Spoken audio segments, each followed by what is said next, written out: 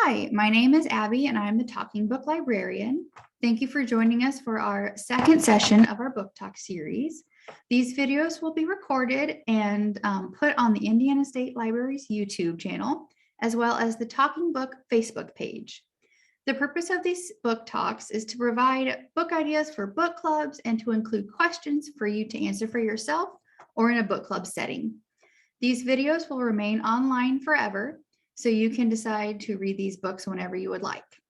If you are interested in this book or any of the other books that we will be discussing throughout the year, give the Talking Book employees a call at 800-622-4970. Feel free to pause this video at any time to answer any of the questions for yourself or in your book club. Today's book we will be discussing is called The Night Circus. It's by Erin Morgenstern. We have that in Braille as well as DB, and those numbers are Braille 21370, and the DB number is 73783.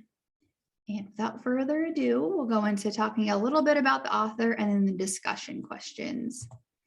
So the kind of overview of The Night Circus. It was published, I believe, in 2012 or 2011.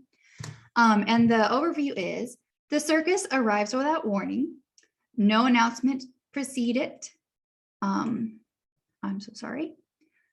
It is simply there when it was yesterday, it was not. Within the black and white striped canvas tents is an utterly unique experience full of breathtaking amazements. It is called Le Cirque des Rêves. I might have butchered that because I don't speak French. And it only opens at night. But behind the scenes, a fierce competition is underway. A duel between two young magicians, Celia and Marco, who have been trained since childhood expressly for this purpose by their mercurial instructors. Unbeknownst to them, this is a game in which only one can be left standing, and the circus is but the stage for a remarkable battle of imagination and will. Despite themselves, however, Celia and Marco tumble headfirst into love, a deep, magical love that makes the lights flicker and the room grow warm whenever they so much as brush hands. True love or not, the game must play out, and the fates of everyone involved, from the cast of extraordinary circus performers to the patrons, hang in the balance, suspended as precariously as the daring acrobats overhead. Written in rich, seductive prose, this spell-casting novel is a feast for the senses and for the heart. And then about the author, Erin Morgenstern is an American multimedia artist and the author of 2 fantasy novels. The Night Circus was published in more than a dozen languages and won the annual Locus Award for Best First Novel. She is a 2012 recipient of an Alex Award. Her second book, The Starless Sea, was published in 2019. Erin Morgenstern was raised in Marshfield, Massachusetts, and studied theater and studio art at the Smith College of Northampton, Massachusetts. In addition to writing, she paints, mostly in acrylics. She signed with Inkwell Management in May of 2010 after being rejected by 30 literary agents, and sold her debut novel to Doubleday in September of 2010. The Night Circus was published in September of 2011. She has participated in National Novel Writing Month, or called NaNoWriMo, since 2003, and first wrote about what would become the Night Circus in November of 2005. Morgenstern has since moved to New York City. And then we will move on to the discussion questions. The first one, the novel opens with a quote from Oscar Wilde. A dreamer is one who can only find his way by moonlight, and his punishment is that he sees the dawn before the rest of the world. How is this sentiment explored in The Night Circus? Who in the novel is a dreamer? And what is his or her punishment for being so? The next question. The novel frequently changes narrative perspective. How does this transition shape your reading of the novel and your connection to the characters in the circus? Why do you think the author chose to tell the story from varied perspectives? Third question.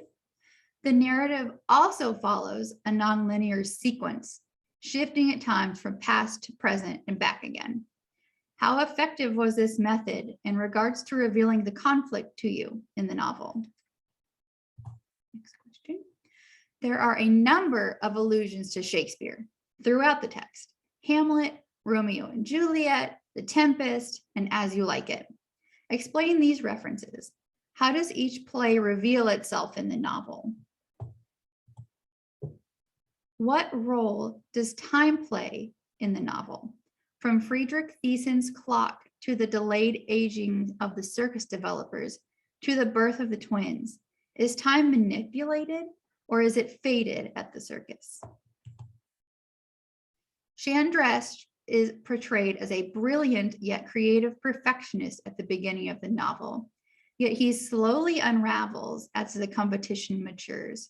Is Chandresh merely a puppet of the competition, solely used for his ability to provide a venue for the competition, or do his contributions run much deeper? Marco asserts that Alexander H. is a father figure to him, though his paternal instincts aren't readily noticeable. In what ways does Alexander provide for Marco, and in what ways has he failed him? Celia emphasizes that keeping the circus controlled is a matter of balance, and Marco suggests that competition is not a chess game, but rather a balancing of scales. However, both the circus and the competition get very disordered at times, leaving both physical and emotional casualties in their wake. Is the circus ever really in balance, or is it a pendulum swinging from one extreme to the next? From the outside, the circus is full of enchantments and delights. But behind the scenes, the delicate push and pull of the competition results in some sinister events. For example, Tara Burgess and Friedrich Thiesen's death. How much is the competition at fault for these losses, and how much is it the individuals doing? How do you view the morality of the circus in regards to the performers and developers being unknowing pawns in Celia and Marco's competition? Do Celia and Marco owe an explanation to their peers about their unwitting involvement? Poppet and Widget are especially affected by the lighting of the bonfire. How crucial are their specialties to the ongoing success of the circus? Isabel is a silent yet integral partner in both the circus and the competition. She has an ally in Tsukiko, but seemingly no one else, especially not Marco. How much does Marco's underestimation of Isabel affect the outcome of the competition? Tsukiko is aware of Isabel's tempering of the circus from the outset, and when Isabel worries that she is having no effect, Tsukiko suggests perhaps it is controlling the chaos within more than the chaos without. What and whose chaos is Tsukiko alluding to here?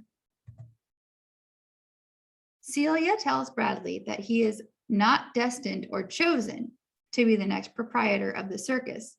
He is simply in the right place at the right time and cares enough to do what needs to be done. And sometimes that's enough. In this situation, is that enough? Can the responsibility of maintaining the circus be trusted to just anyone? Or, unlike Celia suggests, is Bailey truly special? At the closing of the novel, we are left to believe that the circus is still traveling. Bailey's business card provides an email address as his contact information. How do you think the circus would fare over time? Would the circus need to evolve to suit each generation, or is it distinctive enough to transcend time? And those questions are from the Penguin Random House Reader's Guide. And then I would like to provide a few thoughts on the book that after I read it last week, so it's still fresh in my mind. And I had a kind of a few questions. I loved the rich prose. It was probably the prettiest prose and writing I've ever read. But the story seemed to take so long, I almost lost interest, which was really unfortunate. Some of the questions I had were the stakes of the game were never really spelled out in the book. So we don't know what really would have happened if they just stopped playing. They always said only one can win, but they never said what would happen if they just stopped. There were no consequences for the two men who put the game together. And pitting the children against each other is just absolutely abhorrent. And they never got what's coming to them, unfortunately. Kind of going through the prose and how beautiful it was and just not quite getting into the story fast enough.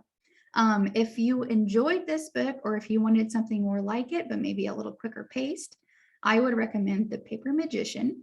It's by Charlie N. Holmberg, and it's got magicians in it, but it has a little bit more substance, which makes it a little more entertaining. That concludes today's book talk. We will be having another in March, and I will see you then.